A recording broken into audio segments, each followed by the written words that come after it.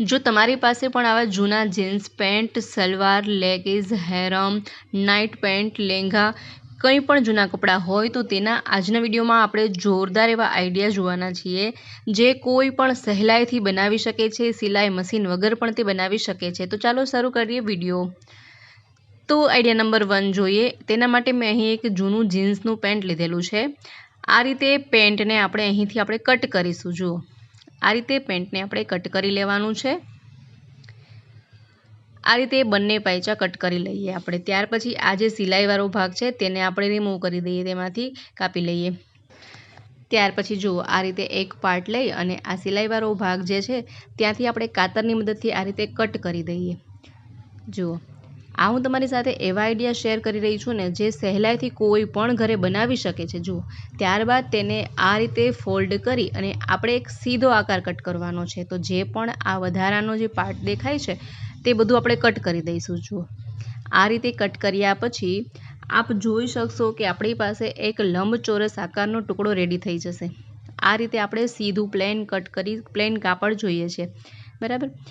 આ રીતે કટ કર્યા બાદ આ બીજો જે પાર્ટ છે તેને પણ આપણે આ રીતે જ કટ કરી લઈશું। આ સિલાઈવાળો ભાગ છે ત્યાંથી કાતરની મદદથી કટ કરી આ રીતે જે એક્સ્ટ્રા જે પાર્ટ છે તે બધું કટ કરી અને એક સરખો લંબચોરસ આકાર રેડી કરીશું। ત્યાર પછી અને આ બંનેને અહીંથી જોડી લઈશું। ત્યાર પછી અહીં મેં માપ લીધેલું છે 16 ઇંચની લંબાઈ અને 27 ઇંચની પહોળાઈનો આટલો ટુકડો આપણે લઈશું।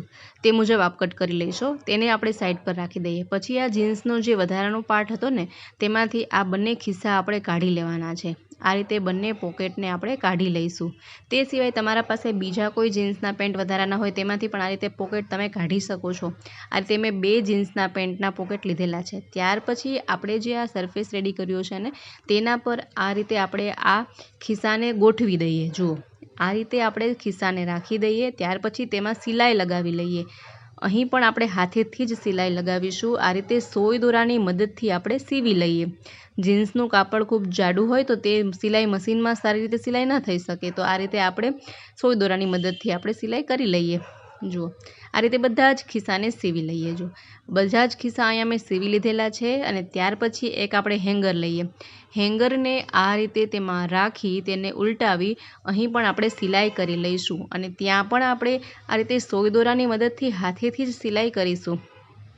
આ રીતે ખૂબ જ સરળતાથી સીવી લેવાનું છે।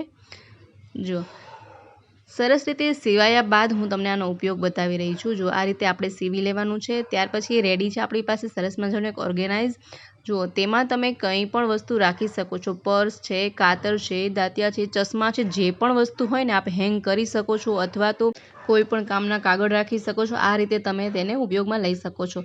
ત્યાર પછી જે આ જીન્સનો આ પાર્ટ વધેલો હતો ને તેનો આપણે શું ઉપયોગ કરીશું, તેને આ રીતે આપણે કટ કરી લઈએ એક સરખા આકારમાં, બરાબર। આ રીતે કટ કર્યા પછી તેને ઉલટાવી દઈએ, ઊંધું કરી લઈએ। ઊંધું કર્યા પછી અહીં મેં સિલાઈ કરી છે હાથેથી।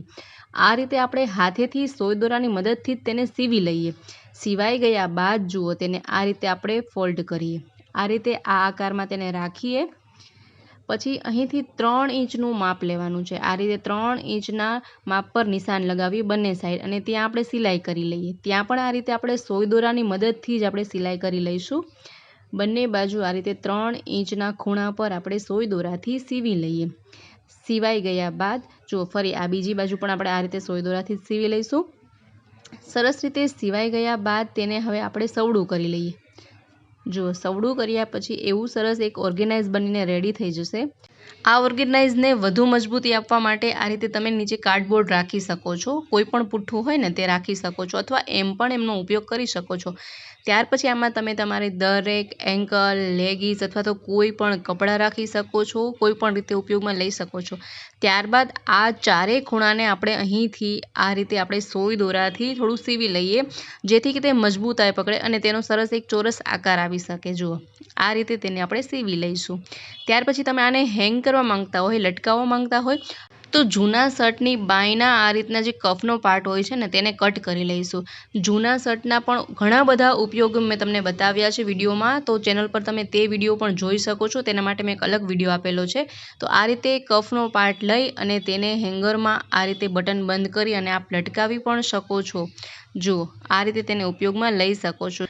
જૂના શર્ટના પણ જોરદાર 10 આઈડિયા એવું મેં વિડીયો શેર કરેલો છે ચેનલ પર, તે પણ જરૂરથી જોશો। જુઓ આ રીતે પર્સ પણ તમે ઓર્ગેનાઇઝ કરીને રાખી શકો છો, કોઈ પણ વસ્તુ સ્ટોર કરી શકો છો। ત્યાર પછી જોઈએ નેક્સ્ટ આઈડિયા, તો એના માટે મેં એક હેરમ લીધેલી છે। જો આ રીતની હેરમ હોય અથવા તો સલવાર હોય તમે તે લઈ શકો છો। ત્યાર પછી તેને આ રીતે 2 પાર્ટમાં કટ કરી લઈએ। અહીં કાતરની મદદથી આ રીતે કટ કરી લઈએ। ત્યાર પછી આ જે લાસ્ટિકવાળો ભાગ છે ને તેને આપણે તેમાંથી દૂર કરી દઈએ અને ત્યાર પછી અહીં 2 પાર્ટમાં કટ કરી લઈએ। ફરી આ રીતે સિલાઈવાળા પાર્ટ પરથી કાતરની મદદથી કટ કરી અને એક પ્લેન કપડું રેડી કરીએ। જો આ રીતે અહીં મેં 18 ઇંચની લંબાઈ અને 18 ઇંચની પહોળાઈ પર નિશાન લગાવ્યું છે। ત્યાર પછી આ રીતે આપણે સ્કેલની મદદથી તેમાં નિશાન લગાવી લઈએ, જેથી કે આપણે તે કાપડ કાપવામાં સહેલાઈ પડે। જો આ રીતે ચારે બાજુ આપણે નિશાન લગાવી લઈશું અને કાતરની મદદથી કાપી લઈશું। આ રીતનો ટુકડો તૈયાર કરવાનો છે। ત્યાર પછી જે આ બીજો પાર્ટ છે ને, બીજો પાયચો, તેમાંથી પણ આપણે આ રીતે જ આપણે 18 ઇંચની લંબાઈ અને 18 ઇંચની પહોળાઈવાળો ટુકડો તૈયાર કરીશું। જો આ રીતે કટ કરી લઈએ। અહીં મેં 2 ટુકડા રેડી કરેલા છે। તે સિવાય જે વધેલું કાપડ છે તેનો ઉપયોગ પણ આપણે આગળ જોઈશું।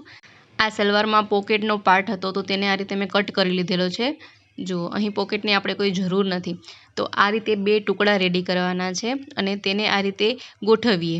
બંને ટુકડાને આ રીતે સાથે ગોઠવી અને સિલાઈ કરી લઈએ। થોડો ભાગ આપણે ઓપન રાખીશું। જો આ રીતે ચારે બાજુ સિલાઈ લગાવી લઈએ અને આ જે પાર્ટ આપણે થોડો ઓપન રાખ્યો હતો ને તેમાંથી આ રીતે તેને આપણે સવડું કરી લઈએ। જુઓ આ રીતે સવડું કરવાથી સિલાઈવાળો ભાગ છે તે અંદર વયો જશે। ત્યાર પછી આવી જે કોથળીઓ આવતી હોય છે ને, આપણે કોઈ સાડી લઈએ અથવા તો કોઈ પણ વસ્તુ લેતા હોય, ટી શર્ટ છે, જીન્સ છે, તેમાં આ રીતની કોથળી આવતી હોય છે, તેને આપણે ફેંકીશું ને તેનો આજે ઉપયોગ જોઈશું। તેને આ રીતે કટ કરી લઈએ અને જો આ રીતે એક સરખું તેને કટ કરી લેવાનું છે। ત્યાર પછી તેમાં પણ આપણે નિશાન લગાવીએ। તો સલવારનું કાપડ જે આપણે કટ કર્યું તેમાં 18 ઇંચની આપણે પહોળાઈવાળું કટ કર્યું કાપડ, તો અહીં આપણે 17.5 ઇંચની પહોળાઈમાં આ કોથળીને કટ કરીશું અને લંબાઈ આપણે 15.5 ઇંચમાં કટ કરીશું। ત્યાર પછી તે સલવારમાંથી આ રીતે એક ટુકડો લઈ અને અહીં આપણે પાઇપિંગ લગાવીશું। 1.5 ઇંચની પહોળાઈવાળો ટુકડો લઈ આ રીતે પાઇપિંગ લગાવી સિલાઈ કરી લઈશું। જુઓ આ રીતે સિલાઈ કરી લીધી છે।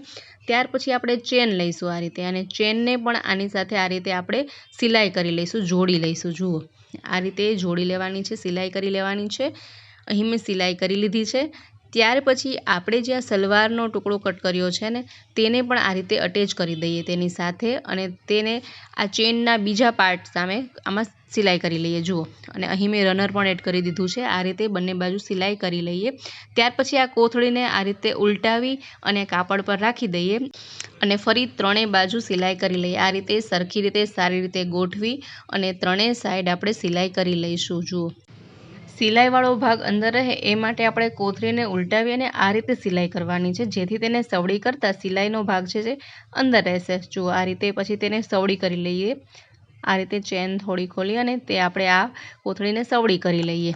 સરસ મજાનું એક ઓર્ગેનાઇઝ બનીને રેડી થઈ ગયું છે। આપણી પાસે એક સાડી કવર, ચણિયા ચોલી કવર બનીને રેડી થઈ ગયું છે। જુઓ સરસ મજાનું એક ઓર્ગેનાઇઝ છે। આમાં તમે તમારી હેવીમાં જે સાડી હોય તેને તમે રાખી શકો છો અથવા તો કોઈ હેવી ચોલી હોય તેને આપ રાખી શકો છો। આપણે જે માર્કેટમાંથી સાડી કવર, ચોલી કવર રહેતા હોય છે ને તરત તૂટી જતા હોય છે, તો આ તે મજબૂતીવાળું કાપડથી બનેલું મજબૂતીવાળું આ એક ઓર્ગેનાઇઝ બનીને રેડી થયું છે, ખૂબ જ ઉપયોગી બનશે। ત્યાર પછી જે આ 2 ટુકડા વધેલા હતા ને તેનો આપણે ઉપયોગ જોઈએ। જુઓ આ રીતે બંને ટુકડાને એક સરખા માપમાં કટ કરી લઈએ। આ જે સિલાઈવાળો પાર્ટ છે તેને કટ કરી લઈએ અને જે એક્સ્ટ્રા પાર્ટ હોય તે પણ કટ કરી લઈએ। જુઓ આ રીતે રાખી અને વધારાનો જે પણ કાપડનો ભાગ હોય તે કટ કરી લઈએ કાતરની મદદથી અને એક સરખો આકાર આપણે અહીં રેડી કરીશું। જુઓ આ રીતે અહીં એક સરખો આપણે ચોરસ ટુકડો લઈશું અને બંને ટુકડામાં આપણે આ રીતે જ કટ કરવાનું છે। વધારાનો જે પણ ભાગ છે તેને કટ કરી અને એક સરખા આકારમાં બંને ટુકડા કટ કરી લઈએ। અહીં મેં બંને ટુકડાને આ રીતે એક્સ્ટ્રા પાર્ટ કટ કરી અને ચોરસ આકારમાં કટ કરી લીધા છે। ત્યાર પછી તેને આ રીતે ફોલ્ડ કરી દઈએ અને અહીં આપણે ચારે બાજુ સિલાઈ લગાવી લઈએ અને થોડો પાર્ટ આપણે ખુલ્લો રાખીશું। જુઓ પછી ત્યાર પછી જે પાર્ટ ખુલ્લો રાખ્યો હતો ને તેમાંથી આ રીતે આપણે કવરને સીધું કરી લઈએ। જુઓ આ રીતે બંને માં આપણે આ રીતે કાપડને સીધું કરી લઈએ। ત્યાર પછી આપણે જે લેગીસ કે લેતા હોઈએ છીએ ને તેમાં આ રીતની કોથળી આવતી હોય છે, તેને ફેંકશું નહીં અને તેનો અહીં આપણે ઉપયોગ કરીશું। તો આ જે કાપડ છે તે કાપડના માપની અહીં આપણે આ કોથળી કાપીશું। જુઓ આ રીતે તેને આપણે કટ કરી લઈશું, જે એક્સ્ટ્રા હોય કોથળી તેને આપણે આ રીતે કટ કરી અને આ કવરના માપનું આપણે તેમાં રેડી કરીશું। જુઓ અહીં મેં બીજી કોથળી લીધી છે, જે પહેલાંમાં આપણે ઉપયોગમાં લીધી તેમાંથી જ વધેલી હતી તેનો અહીં હું ઉપયોગ કરી રહી છું। આ રીતે કટ કરી લઈએ। આ રીતે બંને કાપડની કોથળી રેડી કરી લઈએ અને ત્યાર પછી તેમાં પણ આપણે આ રીતે પાઇપિંગ લગાવીએ। સલવારના કાપડની જ આપણે અહીં પાઇપિંગ લગાવવાની છે બંનેમાં। અહીં મેં પાઇપિંગ લગાવી લીધી છે। પાઇપિંગ લગાવ્યા પછી તેમાં આપણે આ રીતે ચેનને આપણે તેમાં અટેચ કરી દઈશું, તેમાં પણ સિલાઈ લગાવી લઈશું અને જે આપણે આ કાપડનો ભાગ કટ કરેલો છે તેને પણ આ સામેની બાજુ આ રીતે સિલાઈ લગાવી લઈશું ચેનમાં। જુઓ ત્યાર પછી આ કોથળીનો ભાગ છે તેને આ રીતે ઉલટો કરી અને ફરી તેમાં સિલાઈ લગાવી લઈએ ત્રણેય બાજુએ। અને વધે જે કોથળીનો ભાગ વધતો હોય તેને આ રીતે કટ કરી શકો છો અને અહીં સિલાઈ લગાવી લઈએ।